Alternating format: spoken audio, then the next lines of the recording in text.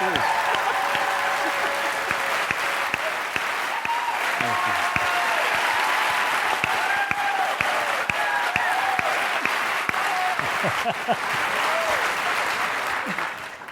Oh, this is going to be really easy.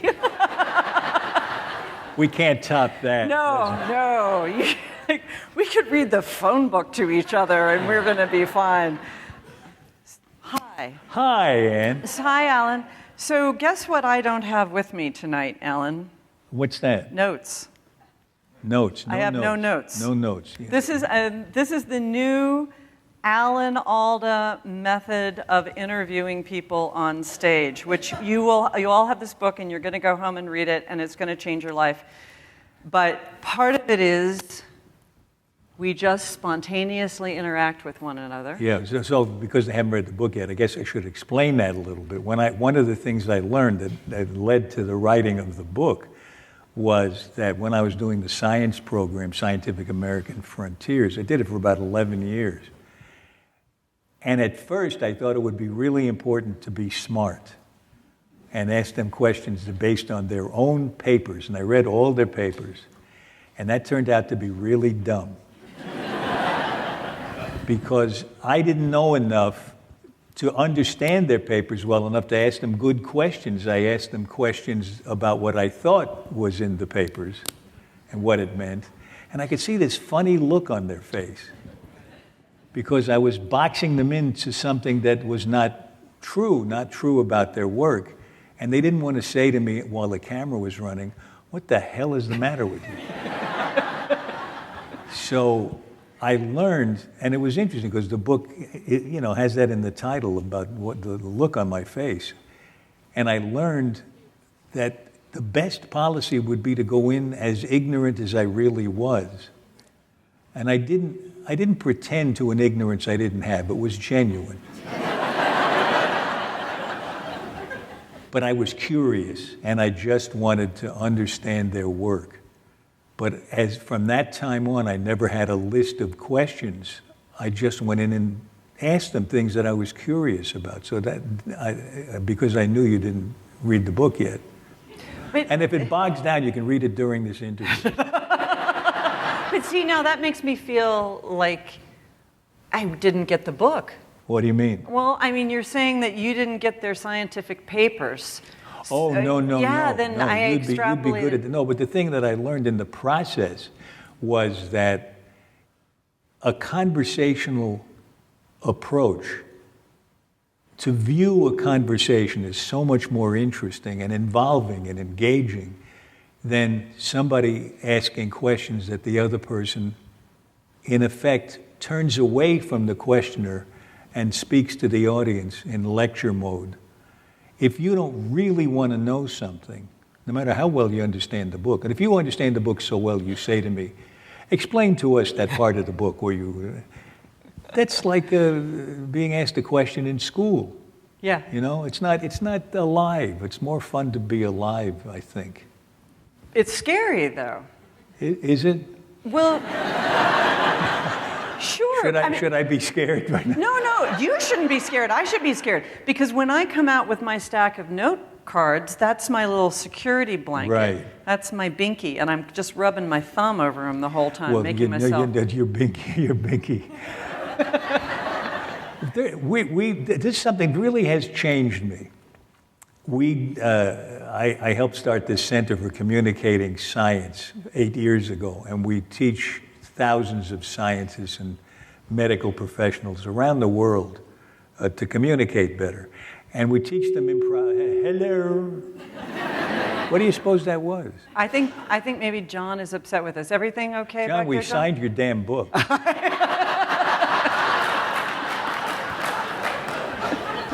He's laughing. He laughed He's at like, that. sure, he can laugh. We're out here. And now we're deaf. Yeah, So. yeah, right. And do you know where I was just now? What was I saying? We have a Q person? The what? Yes. So you started this Oh, center. started doing, yes, thank you very much. It really just blasted it right out of our heads. I remember it well. So we teach improvisation before we teach anything else about communication, because the improvisation puts you in touch with the other person in this conversational way that we were talking about. Right. So now this all comes back to being afraid of saying the wrong thing. Okay. One of the great exercises that our chief improv person invented on her own was the clown bow, where we're given let's do it. She didn't know how. No. Yeah. All right. I'm on my feet. So the clown bow is you and I have to do something that's kind of difficult to do. Like I say 1, you say 2, I say 3. Okay, but I just want to say the clown bow is not in the damn book. So you are actually freaking me out. Okay. Oh, this is so good. This is perfect. Good. Because it's going to get worse. Okay, good.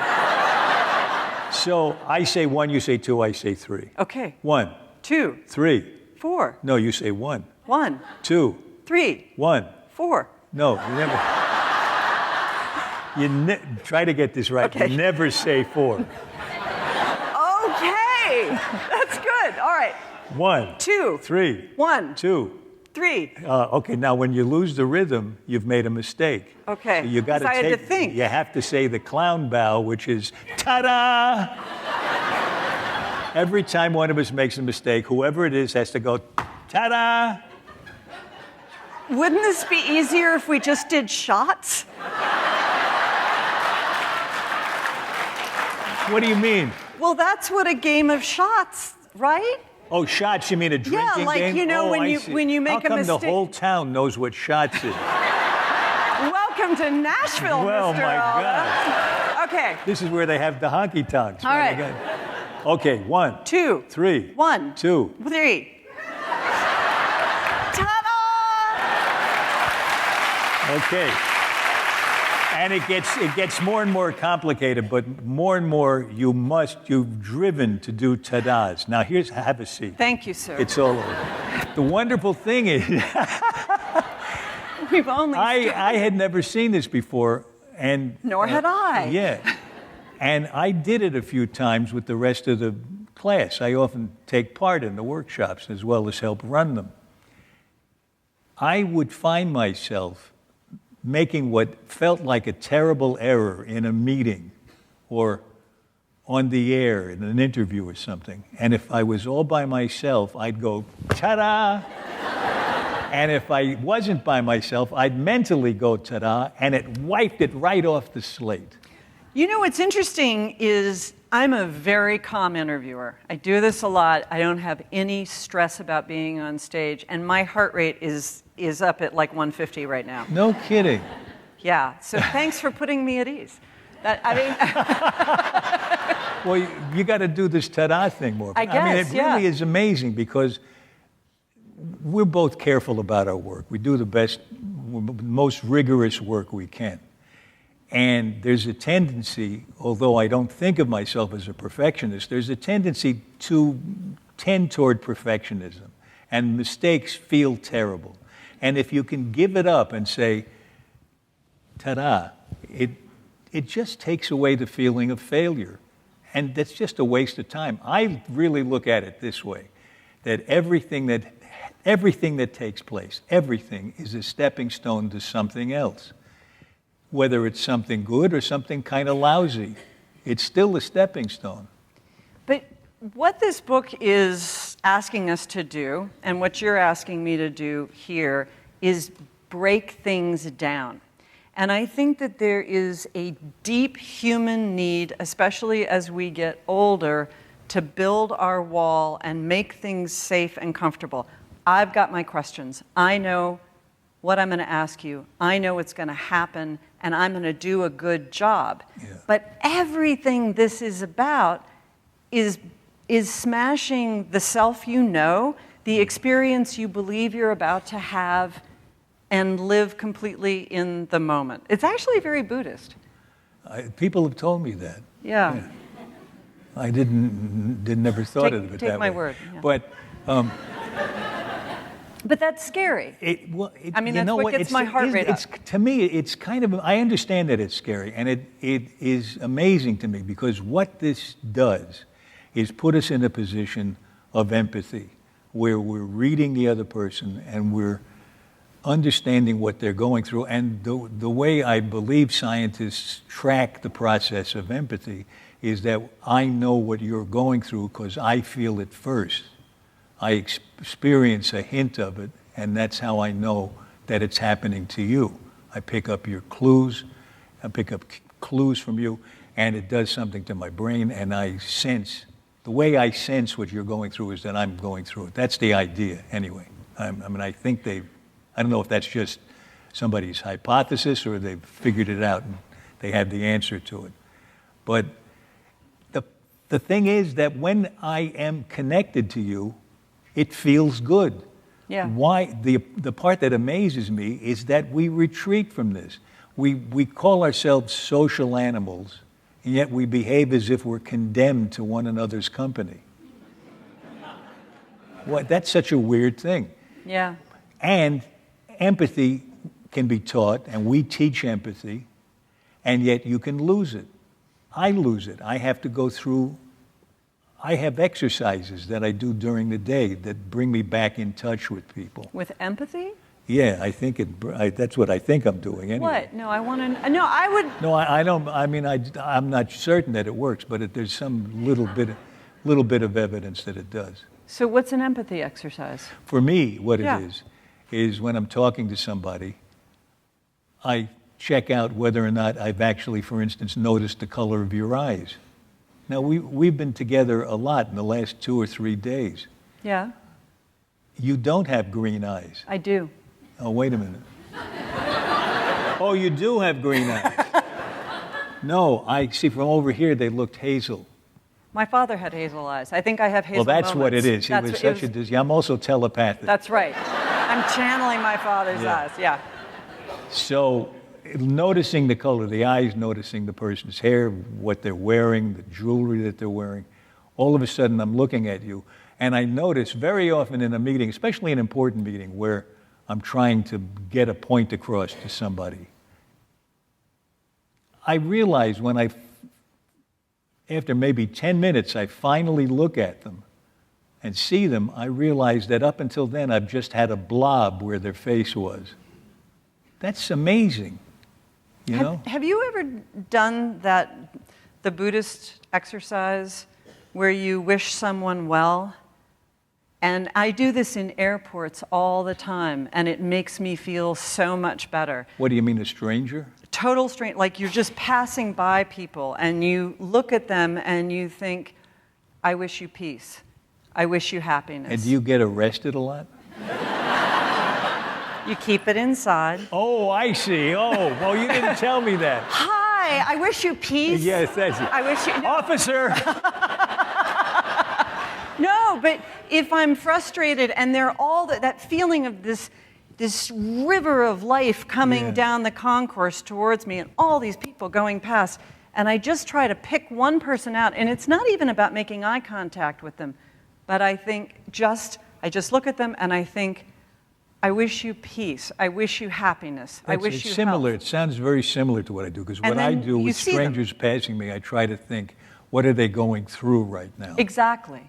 I just practice trying to read them. And it turns out, I mean, do you find yourself slipping away from empathy? You seem like an empathetic person. That's one way I can really stay come back. in it? And I don't know if I think about it so much as slipping away from empathy as I think about it as retreating into myself, into the bell jar. Yeah. You know, where there's too much going on and I just want to be in my own head, in my own body alone. Yeah. And then I feel an assault of all the world coming at me. But if I can feel some compassion, then I feel like I can be more at peace. Yeah, you know, one of the things that I find interesting about the notion of empathy is that it is not in and of itself equal to compassion, at least in the way I think of it. I think of empathy as a kind of indispensable tool for good communication. I can't really communicate with you unless I have a sense of what you're going through, so I know how you're receiving what I'm saying to you or what I'm trying to convey to you. But that doesn't mean I have compassion for you.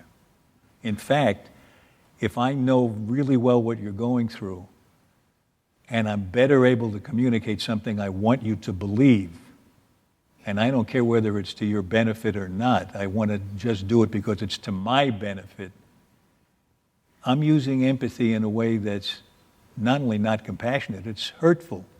Explain. I thought I just did. Why, to what end would you use empathy in a hurtful way? What would you be getting? For instance, if I was a bully, bullies know, I believe, what you're feeling. Oh, I get it. And they can twist your feelings and make you feel really bad, and then they know that you're feeling bad, and then they are happy, because they feel now superior, whatever the dynamic of bullyism is. Can you think of any examples? Like people, maybe? Like people in public life? Yeah.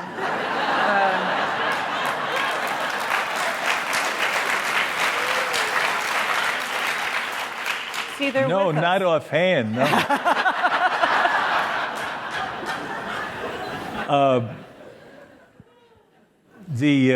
Propaganda does that. The Nazis were really good at it. You're using fear to motivate people to do what you want them to do. Interrogators use it really well. An interrogator, from what I've read, interrogators can make you feel helpless by using your feelings against you. So I call that dark empathy, because it's important to me to think of empathy as a tool and not as a squishy, touchy-feely, feel-good emotion.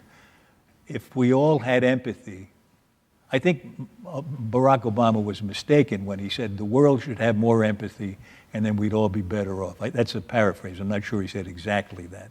But that idea, it sounds like it's missing something to me, because I think you can use empathy to someone's disadvantage. But if you want to communicate with somebody, and if you want to do good to another person, it's really, really good to be able to use empathy to do it. But I think it's just a tool. It's interesting. I don't watch television. Like, not watching television is sort of my religion. And I saw... So that's how you're going to get to heaven. That's right. By not watching television. I see that. It is the bedrock of my peace of mind. But I remember seeing an ad for alarm systems once, where the woman is at home and it's dark and she's in her nightgown, and a guy in steel-toed boots comes and kicks in the door, and then the other guy walks up and says, "Wish you had an alarm system now." Oh, God. And there's a phone number, and everybody is dialing up the phone number. But that seems like dark empathy. Sounds like it to me. Yeah. You're using the fear of the other to sell a product. Right, and it doesn't matter. All kinds of selling, it seems to me, in which the objective is to say whatever you need to pry their money out of them. Yeah. Is using empathy not to their advantage and not to your advantage, because the most successful selling has been revealed over and over again by studies and by successful salespeople, that if you try to find out, I think Daniel Goleman said this, who first talked about EQ, emotional quotient, that the idea in selling, successful selling, is not just that you know what they want and sell that to them. Know what they really need, even if they don't know it quite themselves. And be kind of firm about helping them get what they really need. Then you've made that person better off. Why wouldn't they want to come back to you and buy from you again?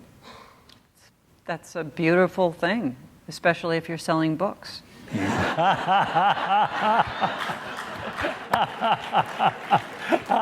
I mean, I'm serious. What's the address of the store? You know, I'm serious. And one of the things that I do in the bookstore, if I am talking to a person and they have a book in their hand that I know is not the right book for them, having talked to them, I'll take it away. I'll You say, just rip it out of their hands. That's for my cousin. no, but it's true. I mean, there are times somebody has the wrong book. What I want is for people to have a positive experience with reading. Yes, yeah. So if somebody comes into the store and says, I haven't read a book in 10 years. This is my first time into the bookstore, which actually happens. Really? And look, I picked up this book. It's very interesting. It's A Man Without Qualities. And I'm like, you're doomed. You're totally doomed. Nobody is going to read A Man Without Qualities. You're just going to take this book home. You're going to read one paragraph. You're going to feel like a failure. And then you're not going to read. So let me give you a book that's going to make you feel like a success. Isn't it's that going to have a great? positive That's experience wonderful. with reading. There's the perfect example. There you go. So, okay, now there's a real balance in the book, but also in the work you do between empathy and, if I had my note card, I would remember this. Theory of mind. Theory of mind. Theory of mind, yes. And it's sort of the brain and heart balance. So I don't want to talk about empathy without talking also about theory that's of mind. good. The scientists have called this awareness of the other person's state of mind. They call it theory of mind, which means you have a theory of what the other person is thinking. If you have a theory about what they're feeling, that's empathy. Some estimate of what they're feeling, what their viewpoint is. Theory of mind is more what they're thinking. This is a very interesting thing. I love to think about this. It ties together so many things. The idea is, among people who have studied this, that when we're children, we've all gone through this, until the age of about 4 or 5, we don't realize that other people are thinking things different from what we're thinking. We think that what we're thinking, they're thinking. And the example is if you show a kid a cartoon of a woman coming into a room and putting a cookie on the table and then leaving, then a man comes in and takes the cookie and puts it in a closet, and the 4-year-old is watching this, or 3.5-year-old. Now the first woman comes back in, and the researcher says to the child, where does she think the cookie is? And the child says she thinks it's in the closet, because the child saw it put in the closet, but the woman was outside, didn't see it put in the closet. The kid believes that what I know, she knows, even though it was kind of clear by the cartoon she wasn't there. It's not until they're about 5 years old, 4 or 5, that they get the idea that you can have an idea in your head different from my idea. And that's when they start to lie. What's the point of lying if they know what you're thinking, right? Now, the interesting thing to me about this is the smartest of us do it even though we're not 5 years old or 4 years old. And that's called the curse of knowledge. The curse of knowledge was a term invented by a couple of economists about 20 years ago, but the way it's used mostly now is if I know something with such depth and in such complexity that I assume you understand it the way I understand it, I'm cursed by my own knowledge. Not that it's a curse to have knowledge, it's a curse to think that what knowledge I have is shared by you. So if I talk jargon to you that only my colleagues understand at a professional level and you're not one of my colleagues, I'm exercising the curse of knowledge on you. That's interesting. What's really interesting is how much can be conveyed with so little. For instance, can you hear this? It's probably hard to hear. You can? Okay. Now watch this. Talk to the audience for a minute. I'm going to get out my iPhone. Hi. I'm awfully glad you're here. You should all be at all of the Parnassus Books events. Matthew, quick. author of the Silver Linings Playbook, will be at Parnassus Books. When, Nick? Thursday, thank you very much. Thursday at 6:30. And Julia Glass, who wrote 3 Junes, will be there the next week. It's a really good book. Okay, that's enough of that. Thank you. You did great. It was like intermission. Yeah. That was really good. Okay, I'm going to show you 3 songs, the first lines of 3 songs. Okay. Don't say it out loud. I can Don't do hum or sing. Okay. And you're going to pick out one of those. Okay. Now, these are very well-known songs. Everybody knows these songs. Yeah, you know what's really funny about this? What? I was reading this in the book, and I thought of a song that I think I could tap in that you would know. Can I play it with you? Not right now. Oh, excuse me, Mr. Alda. Where is your spontaneity? I'm the teacher. Let's have a little discipline here. Would you fold your hands on your desk? Okay. Okay. Okay. Now, what you're going to do is you're going to tap out this song, and you're going to be able to tell what the song is. These are all very well-known songs. And if you recognize it, don't say anything. We'll ask you in a minute. So start tapping.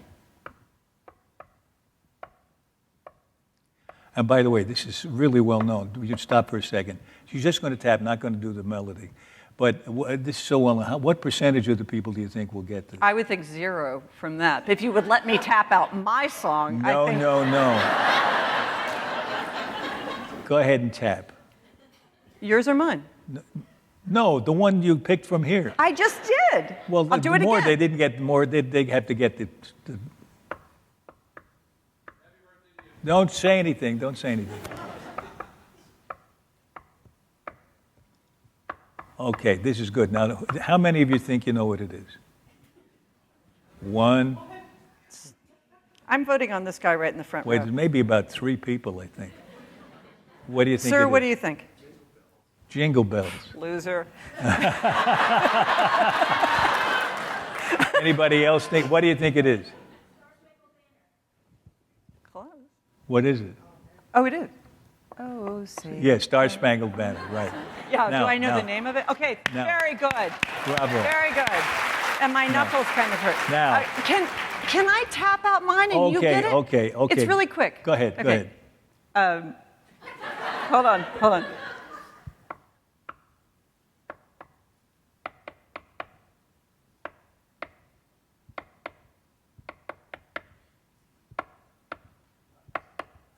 The Battle Hymn of the Republic.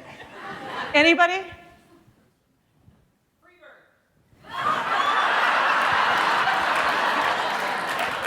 If we had prizes, you would get one just for that. Anybody?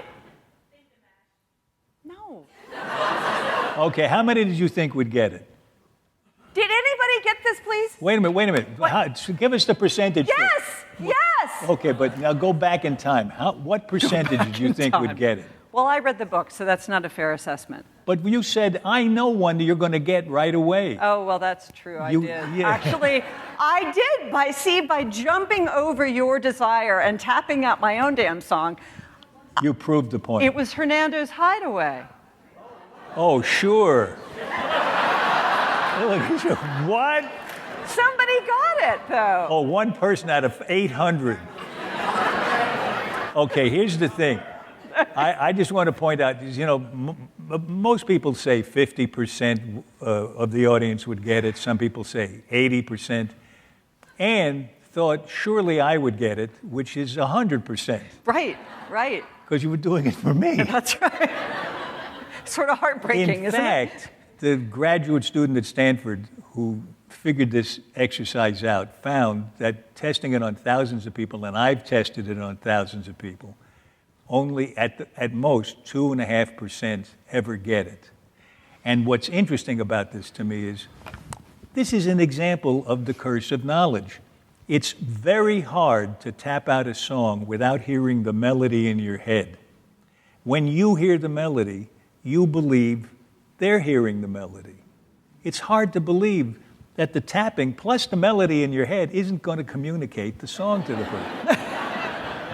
That winning combination. It's perfect. Yeah, right. So that to me is a fallback to the time when we were kids and we thought what's happening in my head is happening in your head. Oh.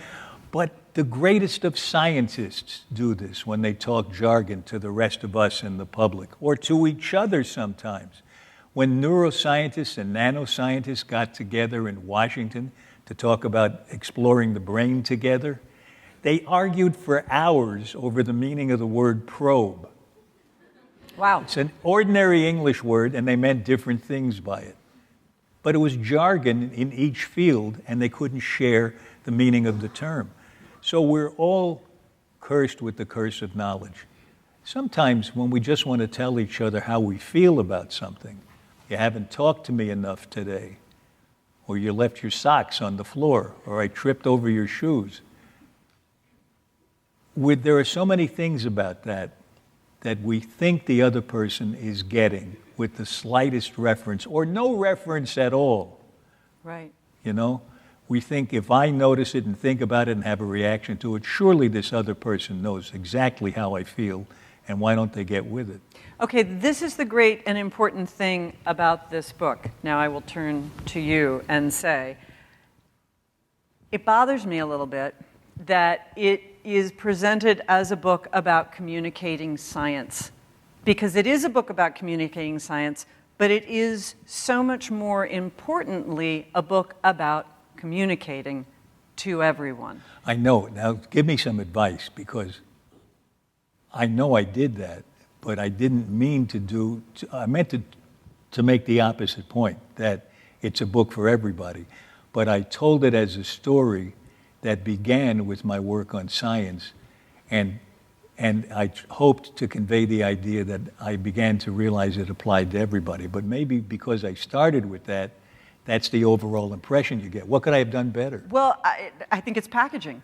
I mean, because I think it's the title and it's packaging. Sorry, too late. But once you get in, you get into the book, it's very clear. I mean, all of you who came to see Alan Alda because you love Alan Alda as an actor, and you've had this lifetime of experience with him, and then you've got this book, and you're looking at the book, and you're thinking, well, you know, it's about communicating science.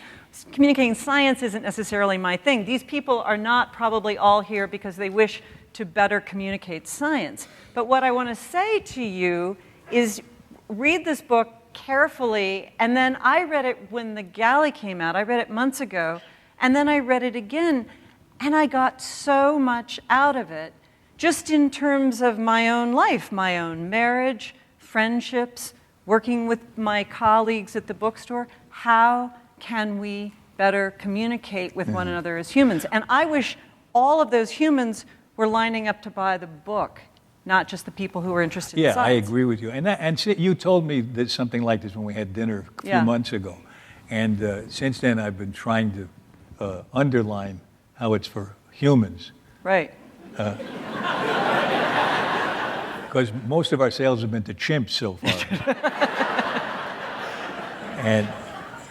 But actually, it says on the cover, my adventures in the art and science of relating and communicating. So the word science does appear, but science actually is a turnoff for a lot of people. I realize that. Yeah, why is that? Probably because it hasn't been communicated by people who have read my book. Yeah, if they would just read my damn book, we'd be all right. I actually think that's really true. But it's true for all sorts of people. Okay, now I made a connection, speaking of scientists, that I wondered if you made in your mind.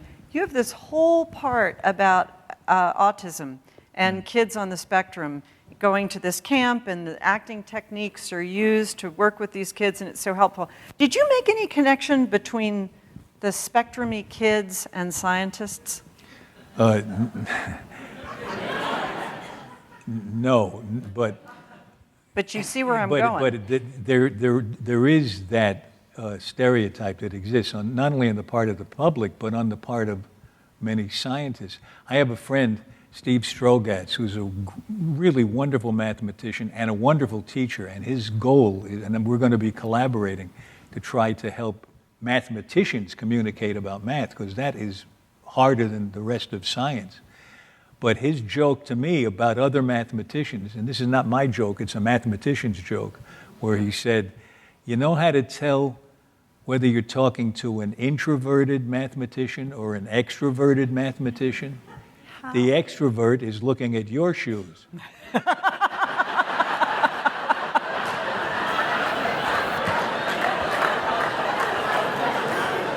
But that's the stereotype. The fact is... Stereotypes sometimes come from someplace. Well, sure, yeah, there's no question.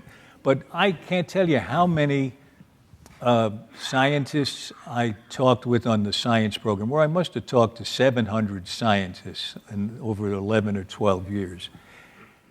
They were funny, they were outgoing, they were human, they had human frailties like the rest of us. And they were personal when we did this conversational thing. If we didn't, they would, sometimes even when we did, they drift off into lecture mode. I was talking to a scientist once her work was so interesting, and we had a really good conversation going. And then I think she remembered that what she was telling me was a lot like a lecture she gave.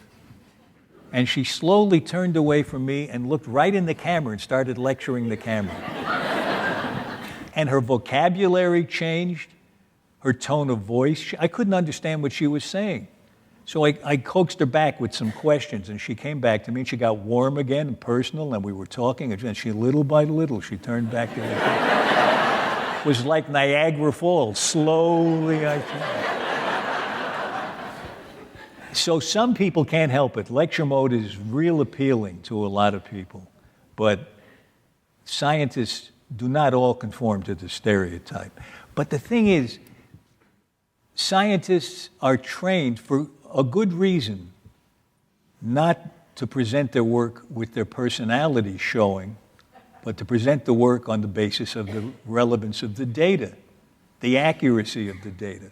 I don't want to cross a bridge that was built by somebody on the basis of his cute personality. By his gregarious nature. Yeah, he's a great guy. You got to come over across this bridge. So it's important that when they're talking business that they don't get personal. Most of the time. Sometimes to get a collaboration going, even in your own lab, for the people in the lab, the members of a team, to really work well together, the more they engage one another in this empathic way, the better the teamwork goes. And that teamwork applies in a science lab, it applies among parents and children, couples, lovers,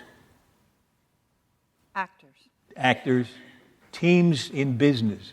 There's research on the fact that teams that are really, really good at doing any job you give them have three characteristics. One is they are good at, I hope I get all three right. I think the three are, they're pretty empathic, they feel free to speak up, and the more presence of women on the team, the better the team does.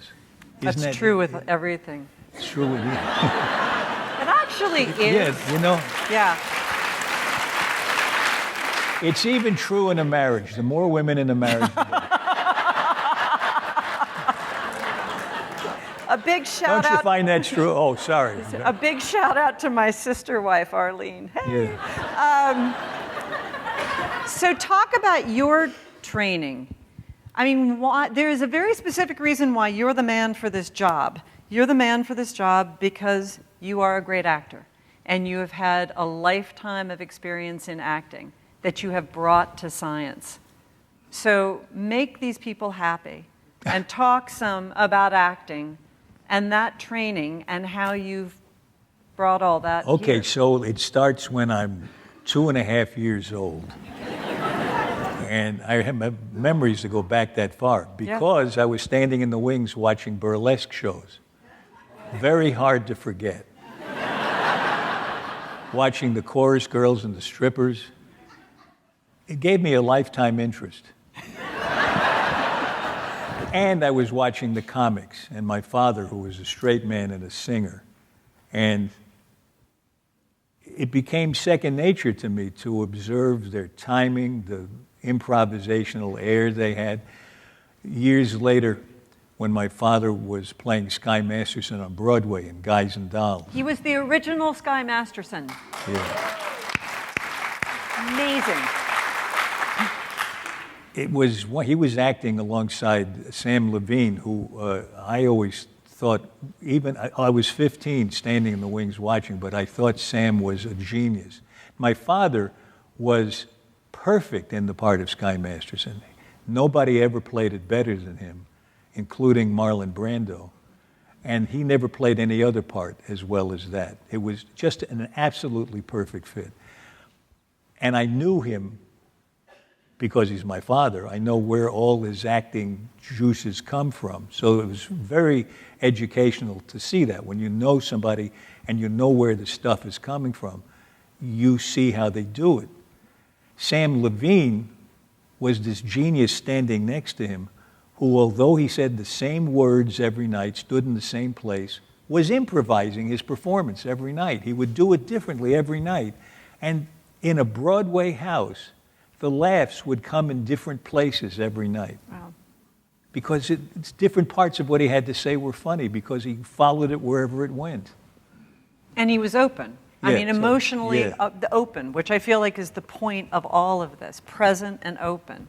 Yeah, that was he would follow the other actor wherever the other actor went, and he would also follow his own trail wherever he went. The way you say something in one moment influences the way you say the very next thing if it's all in one long speech.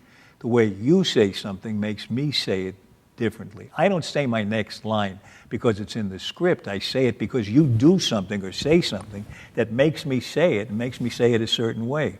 That's the best kind of acting, right, where life takes place between us. But that's not the way it always goes. No, I get kind of bored watching the other kind of acting where it's all worked out individually. I figure out my part, you figure out your part, and we say them at each other. And we come out with our note cards. Yeah, it's a little like that. I mean, to just dive in and see what happens, to dance together, to swim together. It's funny, people say, and that's what keeps you from having long-run itis. People come backstage, if I've been in a play that's been running 6 months or a year, they say, how can you do the same thing night after night? I don't do the same thing night after night. Yeah. And that would be like somebody saying you want to dance and you say, no, I've done that. Right? I mean, it's different. It ought to be a little different every time. And that's interesting. And you don't know where it's going to go. And you discover things. And when I was younger, I used to say, oh, that was good. Now I got to remember that and make sure that happens next time. Baloney. Sometimes something else will happen you never thought of. But it's kind of amazing that you took all this training and all this experience and brought it to communication. But I didn't plan it. It was all an improvisation. Still amazing. Yeah, well, yeah, it's not. Yeah, okay. But it wasn't that I said, look, I know how to do this. I'm going to now teach 8,000 scientists and doctors and nurses to be spontaneous. It happened step by step, and I didn't know where it was going. I don't believe in 5-year plans in life. I think the Russians and the Chinese showed us that 5-year plans don't work. I was drawn to improvisation. That's the only acting training I ever had was improvisation, and only for about 6 months.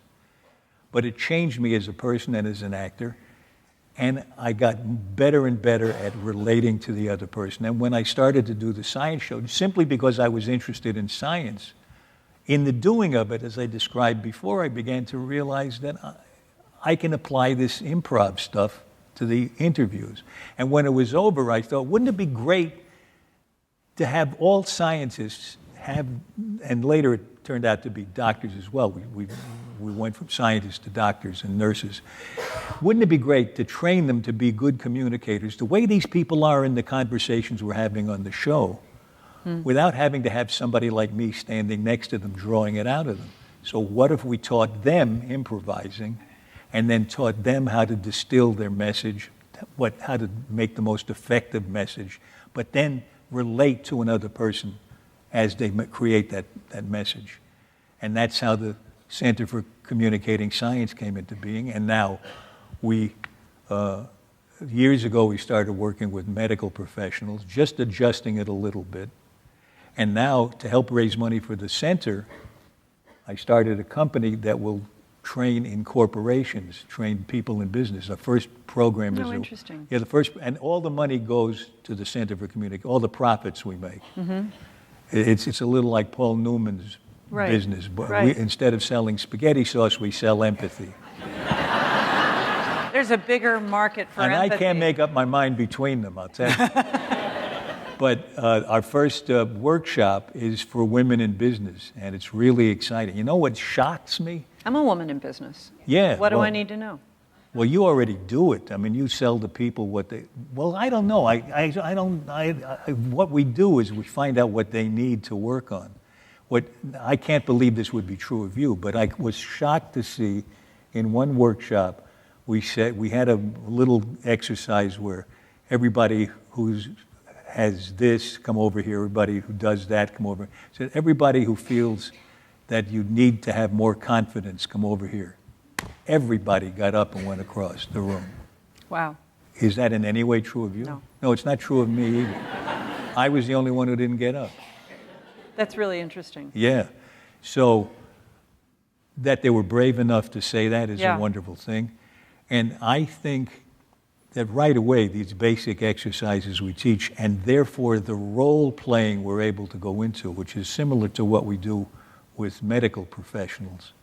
We do, with scientists, it's a little different. We do the improv, and then the scientists use that to make public talks, to develop a public talk, so that the improv helps them relate to the audience.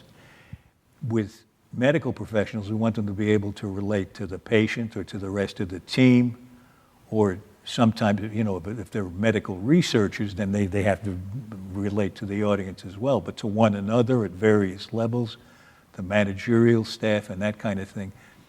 So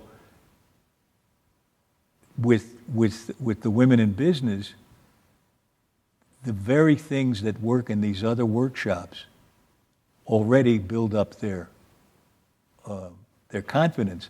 But then when we go into the role playing, where let's say I'm your boss and you've got to ask me for more money or more help on your team or something like that, you're better able to go through that role playing and get more out of it if you've had the improvising exercises. And we'll often stop the role playing right in the middle of it and say, let's go back to that exercise and refuel. Get that going again, that connection that makes this interaction work better. And we send them out not only with these exercises in their minds. I want them to go out with the ta-da thing and looking at each other and being able to read one another, and to also leave with another person from the workshop that they've now made contact with. Right. Who's gone through the same experience. They now speak the same language. And before they have an important meeting, they can contact each other and say, let's go over this together and get ready for it. So that it lives beyond the workshop. Like a buddy system. Yeah. So you've got acting. Yeah. You've got communication. And then you've got writing.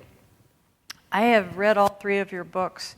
You're a really, really good writer. Oh, thank you. And that's you can't get higher praise than from you. And one of the things that amazes me about your writing in all your books, and if you haven't read the other two books, they're just great. They're all for sale at her store. They're all for sale. Parnassus Books. Does she praise every author like that? No, actually, I can just barely make it through some of them. So that was a joke. Yeah, right. But you have a quality that very few people have, which is when I read your work, it is as if you are reading it to me. You so inhabit your writing. Your voice is so present and your own in your books. But one of these things is not like the others. So you're talking about acting, is the group activity. You're talking about teaching communication, it's the group activity, training the team, doing improv, and then you're talking about sitting down by yourself in a room writing a book. That's a big shift, and I'm just wondering how that is for you and how much you like it or don't. I love it. I love the process Really? of writing. Yeah, because there are those times whether I'm writing, I wrote about 10% of MASH. And I didn't know that. yeah, I wrote, and one of the wonderful experiences was funny sayings that the characters would say would come to you out of nowhere, like you were a lightning rod. You must get that writing novels, where suddenly stuff is happening that you didn't know where it came from. That's a wonderful experience that I have had. Have you had that? Maybe less than you, but we'll talk. Well, the other thing is, this may sound crazy, and you may not agree with it because I find that novelists I've talked to don't seem to think so. So maybe it's just not true for that kind of writing. But in the writing that you've talked about that I've done, I do the same thing that we've been talking about all evening, which is I think about how it's landing in the head of the person that I'm writing for. I don't just write to please myself. I write to convey something, to have something happen in the brain of another person. I want them to feel something. I want them to understand something. I want them to be elevated in some way. I want them to laugh. I want to have an effect on them. And every sentence I write has that in it. What's the point of the sentence? I want to get that up front. What's happening in the sentence? I want to get that next. What's the punchline of the sentence? I think about this all the time. Wow. And it's not just a mechanical thing. I'm thinking of an effect on somebody, on a kind of a person. I don't think of a specific person. My friend Steve Strogatz has written 2 or 3 books with one person in mind. I've heard of people, I know people who do this. I'm the person. Oh, wow. Wow. Isn't that amazing? That is amazing. And he's writing about tough stuff, mathematics, and he's thinking of all the conversations he's had with me where I say to him over and over again, what is calculus again? And he's helping me to get it step by step. But you don't do that when you write a story, I guess. I absolutely do not. And what I do, I write a book entirely for myself, 100%. It's the book I want to read. Wow. I write the book that's But wait, missing. you are writing for a reader. Yeah, for me. Yeah. But I write the book that's missing. And it's why people don't read it while I'm writing. I never sell a book before I'm finished writing it, because it's my invisible friend. It's my book for me. And then it goes out into the world. And when somebody says, oh, the book sold 20,000 copies this week, I think, I wonder if people are buying this for building material. I wonder if somebody's putting like an extension on their house out of Commonwealth. Because I can't ever imagine people reading my books. I'm trying to go back in my mind when I think about this to when I wrote episodes of MASH, and I've written about 5 movies. Did I write them for me, or did I write them for somebody? The only thing I can compare it to is that because I've been on the stage all my life, and I've had the experience of hearing the audience respond. Yeah. And it's not always laughter. Sometimes it's utter silence. And the quality of the silence is a response to what's happening. But I'm aware of my partners in the room. And when I'm writing and something funny occurs to me, I sometimes actually hear laughter. So it's as though some part of my brain is them. Does applause mean anything to you? No, standing up and applauding. If they're going to be so lazy as to be seated while they applaud, the hell with them. The reason that I ask is Renee Fleming said to me, every opera singer sings for applause, and any opera singer who tells you that she doesn't sing for applause is lying. And no, and I was so blown away by that. When it's all over, it's nice to get the applause. But while you're doing it, it's not for applause. While you're doing it, it's for it to happen in the best possible way and for something living to take place, and that it should be caught, that you toss a ball out and it's caught by them and they toss the ball back. Yeah. That's, stand up again. I got a ball in my hand. I'm a novelist, Alan. Okay, you got a ball in your hand. This will make you such a better novelist. Okay, lay it on me, man. Okay, you can tell by how I handle the ball, how big it is, how heavy it is, and therefore your body will know, because of what you see in my body, how long it's going to take for the ball to get to you. Right, it's about the same size. That's great. A lot of people catch the ball and suddenly it's a softball. Toss it back.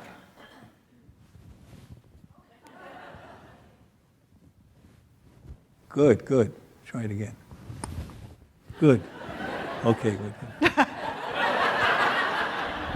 Here's a beach ball. Okay.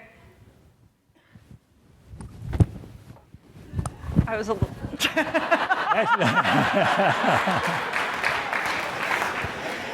So I forget why I brought that up. Because it was I adorable. think I just needed to get up. You just need to get up. What in your life are you proudest of? You who have done so many different things. Oh, see, it's so gooey. Lay it on I'm me. really sorry about it, but it is the first thing I thought of. I wouldn't say it, except it's going so well. Okay. It's me and Arlene. I know. Yeah. Yeah. As well it should be. Yeah. I mean, that's really nice. That's, and I'm not even so much proud of it as just glad about it, you know? But I guess proud is good, because you can't stay together and be happy together without a certain amount of effort and forgiveness and taking pleasure. We root for each other. You do. You know, so that makes a big difference. You're amazing, an amazing couple. They just had their 60th anniversary.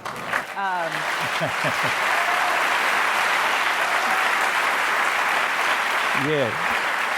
Thank you. I know your applause is well meant, but it really wasn't hard. But I always it wasn't wonder hard, what but it was Arlene rare. thinks. What? It's rare. That's what it is. That's what it is. I never understood why we would get applause for our marriage. But I always wondered what Arlene, where is she? I don't know. Arlene's right up there. Right there. What do you think? Oh, okay. Yay, Arlene. Do you find it odd when people applaud the 60 years? No. Yeah. You see, I always say it's not that hard, but she said... It's not that hard for you. You're married to Arlene Alda. Yeah, that's the main thing. Yeah. Actually, I agree. When I think of that in my mind, the thing that's most astonishing to me in my life is my marriage. That's nice. And you've written about that, It's too. the great good fortune of my life. Isn't that great? It is. I think it's why we hang out together. So, what do you want to do next? What are some of the things you're going to do up ahead? I don't have any plans. Oh, you do too. You were telling me in the green room. Well, I have about a calendar. I'm stuck with the calendar. I'm obligated. But the Brahms thing, or what? I see. Yeah. Like, what are you doing? Yeah. There's at the end of the month. There's a chamber music festival in the town next to where we live, and we're close friends with the flutist who runs the festival. And she has great musicians from all over the world, so she's going to have a concert of music by Clara Schumann, Robert Schumann, and Brahms. And they all had a fascinating triangle together that lasted for years and has tantalized people what was the nature of their triangle. They loved one another, but was it platonic or whatever? But that's not nearly as important as the love they had for each other and the support they gave each other and the incredible music that grew out of that. So I wrote a piece that I'll read, and when I get to that tells the story of their lives together. And when I get to that part of the story where one of them wrote a piece of music, the quartet will play it. So I'm looking forward to that. Yeah, absolutely. So we didn't open it up for audience questions, and we're out of time. And I want to throw the audience a bone, because they've been so nice. So tell a MASH story just to make them happy. Do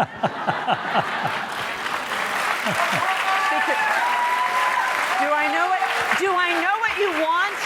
If we had opened up the audience for questions, it would have been this. So there, tell them. I'm trying to, it's hard to think of, my friend Wayne Rogers, who died about a year ago, he was a lovely guy. And we were very close. We decided that we had to be close because we were going to play best friends in the show. So the night before we started rehearsal, we had dinner together. We said, let's give this everything we got and let's be on each other's side. And we became close friends pretty much right away. And he didn't like to drive, so I would drive on our way an hour out to the location where we did the exteriors. And we were such good friends, I would tell him my dreams and he would interpret them for me.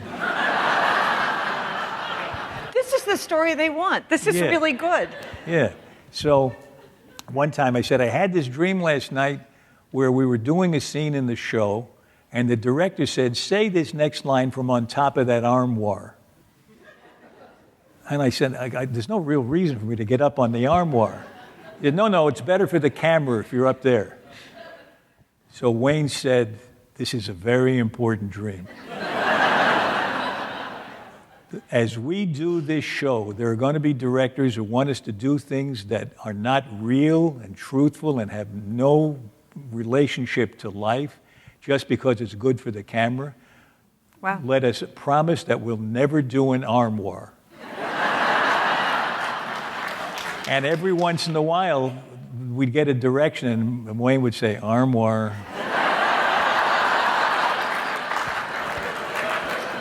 He was a very smart guy. He had studied history at Princeton and was a businessman, was a very successful businessman while he was acting, and then became a financial commentator on the Fox Business Channel. People always say to actors, how can you remember all your lines? Wayne could remember the entire text of the Glass-Steagall Act. Good Lord. I mean, he gave testimony before Congress. Wow. He'd quote it from memory. Amazing. That is amazing. They think actors are like children, and we may be in a good way, but that doesn't mean that we're not smart, some of us. I think you have to be pretty smart. You have to be very smart to be funny, to be a comedian.